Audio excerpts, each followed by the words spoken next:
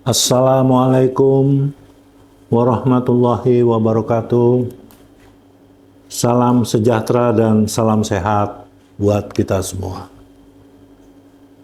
Beberapa waktu yang lalu ada pernyataan yang dikeluarkan oleh Direktorat Jenderal, seorang dirjen dari Kementerian Kesehatan, yang narasinya seolah-olah keputusan Mahkamah Konstitusi justru memperkuat posisi Konsil Kesehatan Indonesia dan Kolegium Kesehatan Indonesia, bentukan Menteri Kesehatan, itu sudah sesuai dan selaras dengan keputusan Mahkamah Konstitusi nomor 111 dan 182.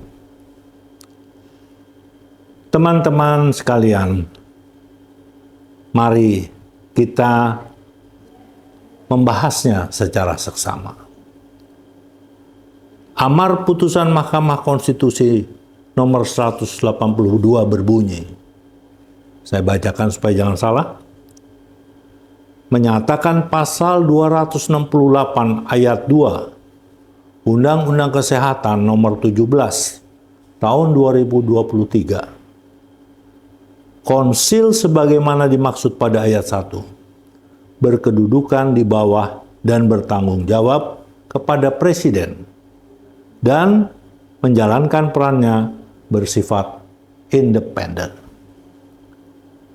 Dari amar putusan Mahkamah Konstitusi ini jelas bahwa Konsil Kesehatan Indonesia berkedudukan dan bertanggung jawab secara langsung kepada Presiden dan tidak lagi melalui menteri. Artinya, Konsil Kesehatan Indonesia dari mulai penunjukan dan pembentukan panitia, pemilih, penunjukan anggota, dan penunjukan ketua, surat keputusannya atau SK-nya dikeluarkan oleh Presiden. Setelah SK personel Konsil Kesehatan Indonesia yang dibentuk oleh Presiden dikeluarkan, maka Presiden akan melantik anggota Konsil Kesehatan Indonesia tersebut. Jadi bukan menteri yang melantik anggota Konsil Kesehatan Indonesia. Dengan putusan Mahkamah Konstitusi tersebut juga digarisbawahi bahwa dalam melaksanakan tugasnya, Konsil bersifat independen. Tegas sekali bahwa dikatakan bersifat independen. Teman-teman sekalian, mari kita melihat Konsil Kesehatan Indonesia yang ada saat ini, pembentukan dan penunjukan panitia, penunjukan anggota, penunjukan ketua dilakukan oleh Menteri Kesehatan. Bahkan ada hal yang kurang patut sesungguhnya, bahwa ketua panitia pemilihan diangkat menjadi ketua Konsil Kesehatan Indonesia. Jadi kurang lebih seperti ketua KPU yang menjadi presiden. Jelas, Konsil yang ada saat ini tidak menggambarkan berkedudukan dan bertanggung jawab kepada Presiden secara langsung.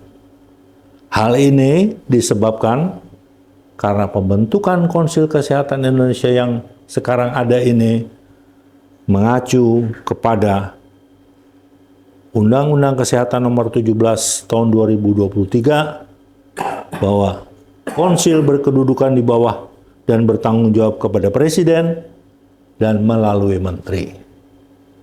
Tetap juga harus independen. Jadi jelas teman-teman sekalian bahwa Konsil Kesehatan Indonesia yang saat ini ada tidak sesuai dan bahkan sudah bertentangan dengan keputusan Mahkamah Konstitusi nomor 182. Sehingga menurut keyakinan saya, Konsil Kesehatan yang ada saat ini harus dibubarkan. dan dibentuk Konsil Kesehatan Indonesia yang baru yang sesuai dengan amar putusan Mahkamah Konstitusi tersebut. Jadi bertanggung jawab langsung dan dibentuk langsung oleh Presiden. Teman-teman sekalian, mari kita melihat peraturan pemerintah nomor 28 tahun 2024 tentang Konsil Kesehatan Indonesia. Pada pasal 696 ayat 1 dan ayat 2 berbunyi sebagai berikut. Saya akan bacakan supaya tidak salah.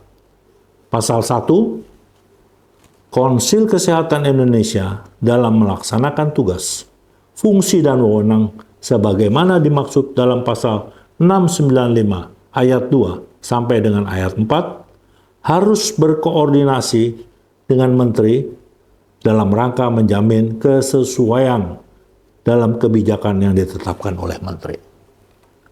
Pasal berikutnya itu pasal 2 berbunyi, dalam hal pelaksanaan tugas, fungsi dan wewenang sebagaimana dimaksud pada ayat 1, tidak sesuai dengan kebijakan yang ditetapkan oleh Menteri, Menteri dapat melakukan penyesuaian pelaksanaan tugas, fungsi, dan wewenang. Dari pasal 696 ayat 1 dan ayat 2 ini jelas bahwa Konsil Kesehatan Indonesia yang saat ini ada tidak memiliki independensi sebagaimana yang seharusnya. Karena Menteri Kesehatan dapat melakukan intervensi pada tugas, fungsi, dan wewenang Konsil. Sehingga pasal-pasal tersebut dalam PP nomor 28 tahun 2024 perlu dilakukan perubahan. Atau kita melakukan judicial review ke Mahkamah Agung.